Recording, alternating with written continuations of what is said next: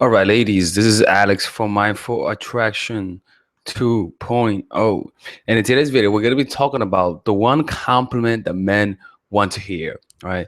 This is a compliment that I know definitely when I mean that the reason why it's a compliment that men want to hear is because it permeates their psyche.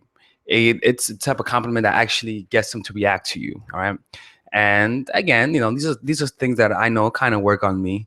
And I know that if you tell one of my guy friends, people that I know, it'll work on them too. It's ubiquitous amongst most guys, and it's ubiquitous amongst most species. If other, if monkeys understood our language, you can use this compliments to lower little monkey self-esteem.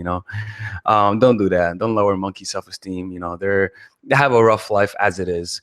So be nice. All right, so we're gonna get started right now. I'm actually fixing this right here. Sorry about that.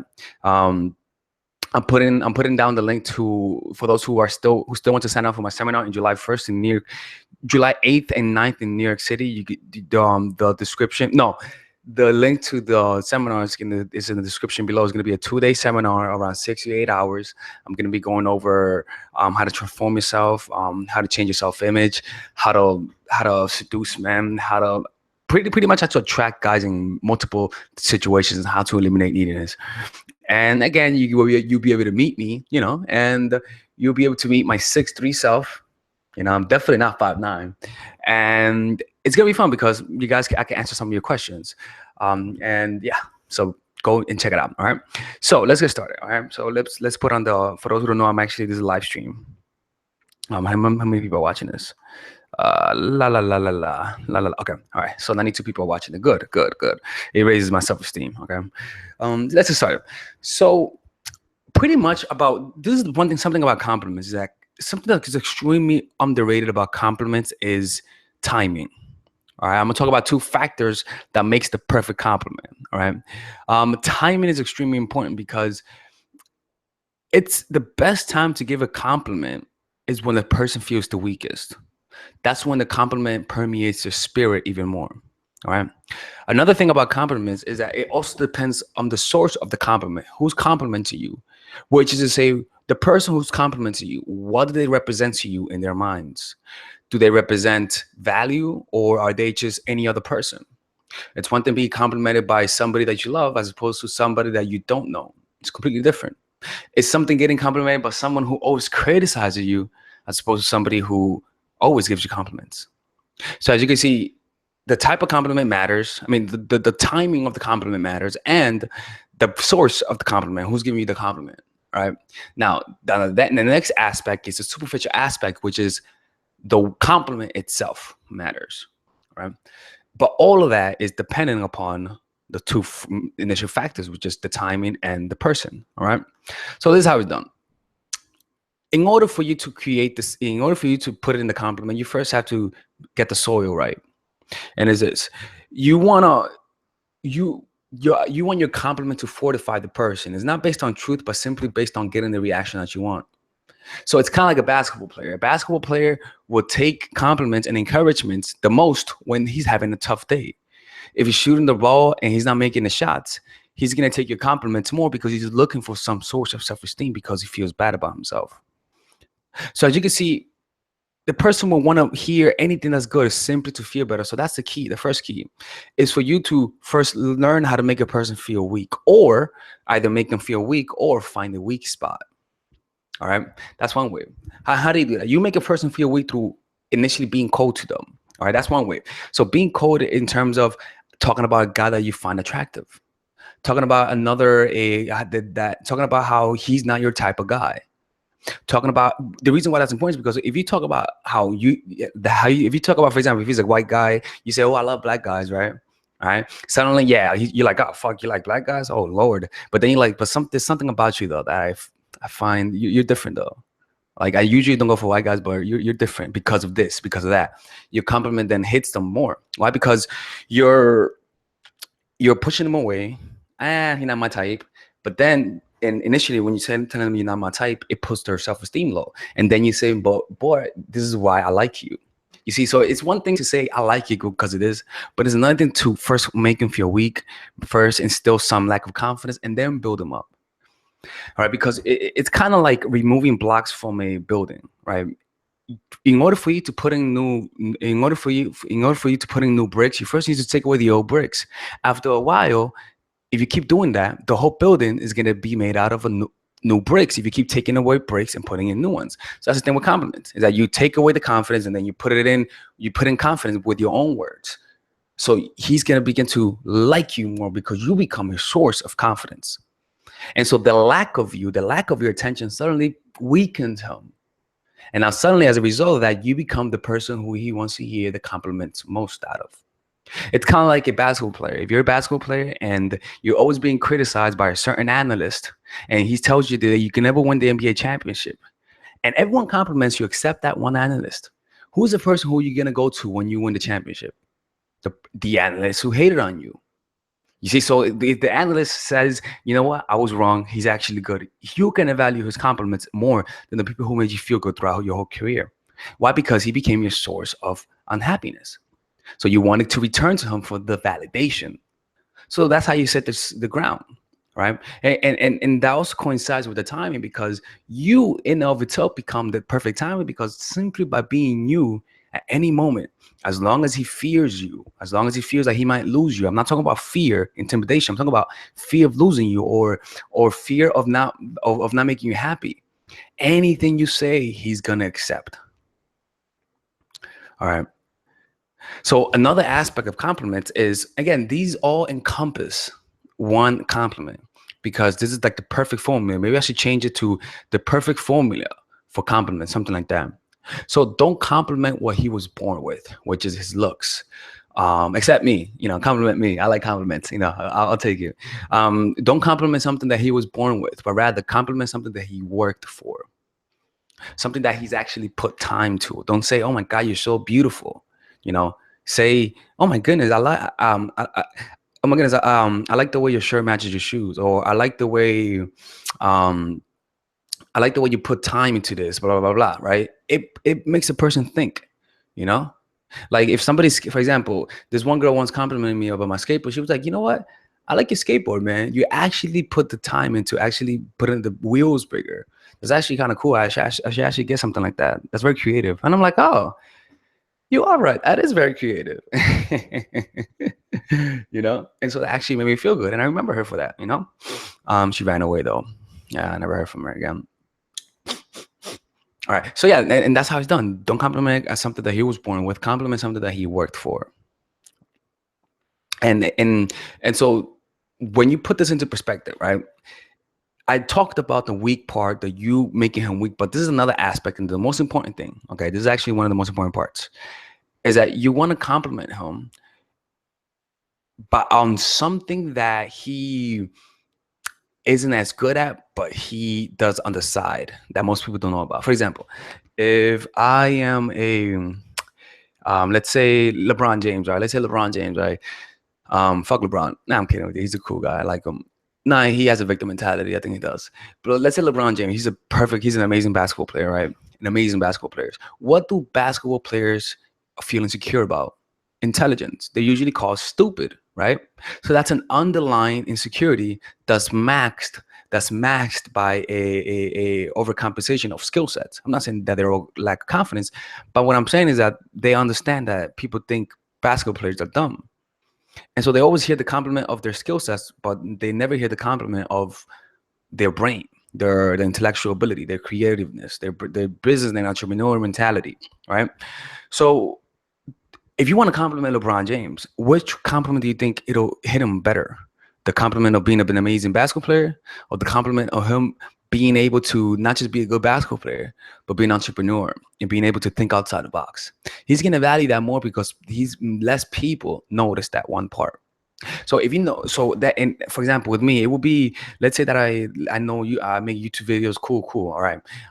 But then if somebody compliments me, let's say on basketball and whatnot, like, "Oh, so I saw you play. You're actually pretty creative. Like you think differently when you play basketball." I'll take that. I'm taking that compliment.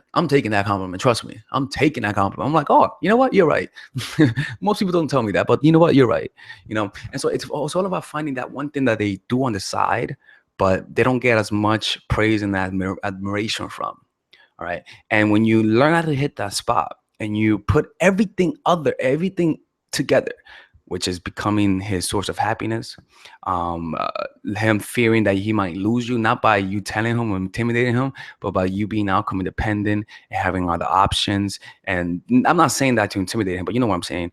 And when you put all of those together and compliment him during the time when he feels the lowest, by creating it or by situationally being in that situation, the compliment is gonna hit more. It's gonna permeate his mind easier.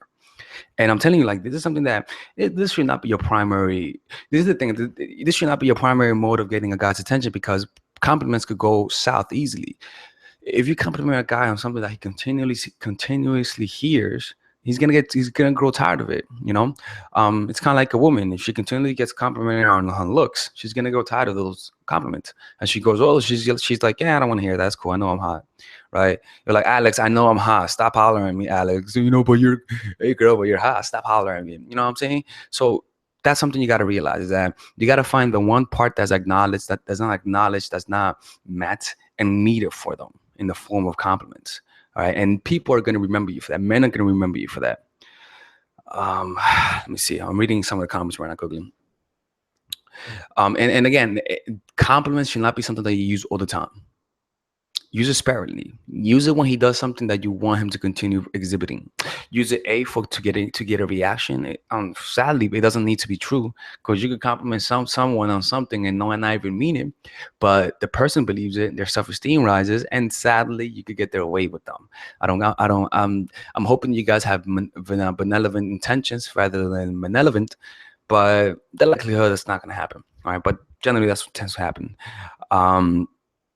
Let me see. I'm reading some of the comments right now. And if you want to compliment a guy without being overly sexual, or if he's in the workplace and you want to show interest but you don't want to be too forward, compliment a person's smile. A person's smile is not really threatening. You can tell you have a nice smile, and then just walk away, right? And that really does get to people, because you're like, oh, cool, I smile often. Hey, I like this, I like that, and when you smile, you know that the person is pleased by your smile. So the person's going to want to be around you more. It's going to be easier for them to be happy around you.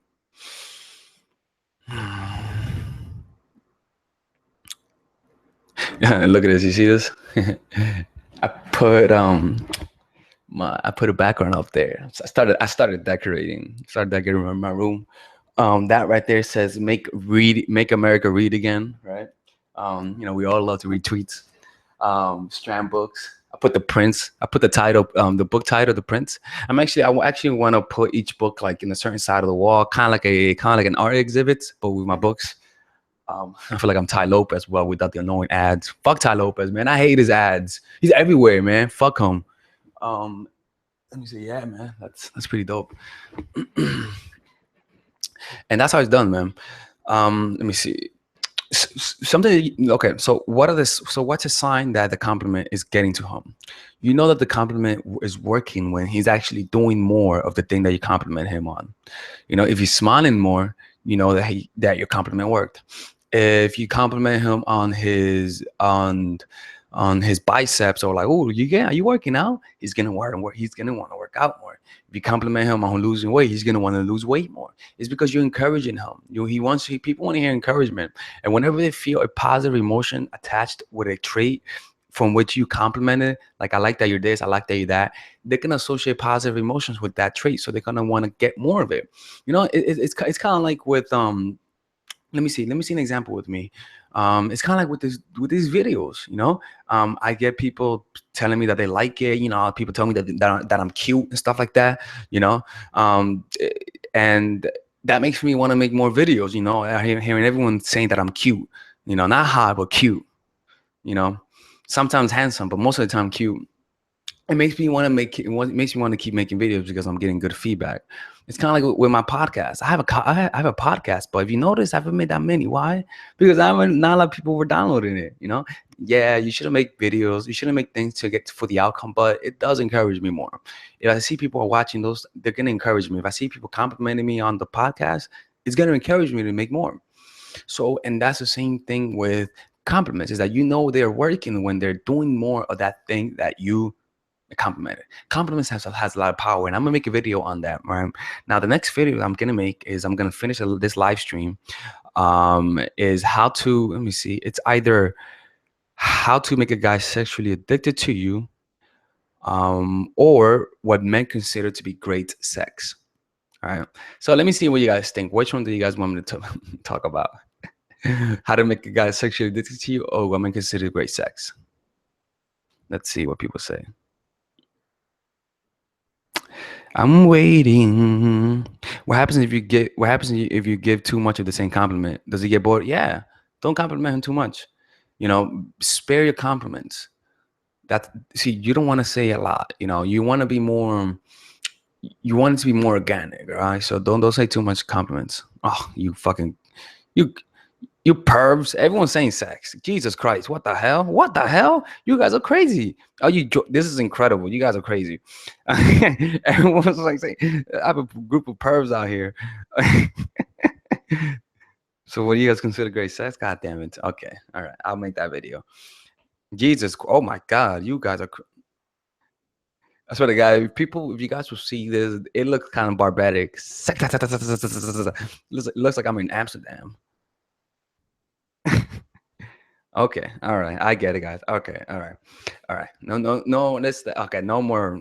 You guys are gonna get me banned from YouTube. All right. Um. Yeah. Right. Magnonga.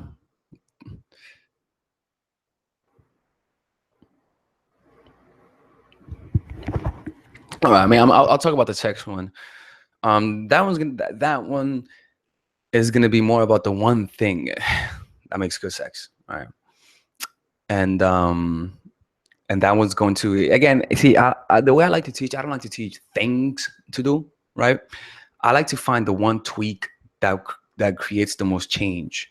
You see, because I could tell you say this, say that, but how about teaching you how to change one aspect that changes a lot of underlying behavior? It's kind of like, if you want to kill a tree, don't just kill it one branch at a time. Find the root.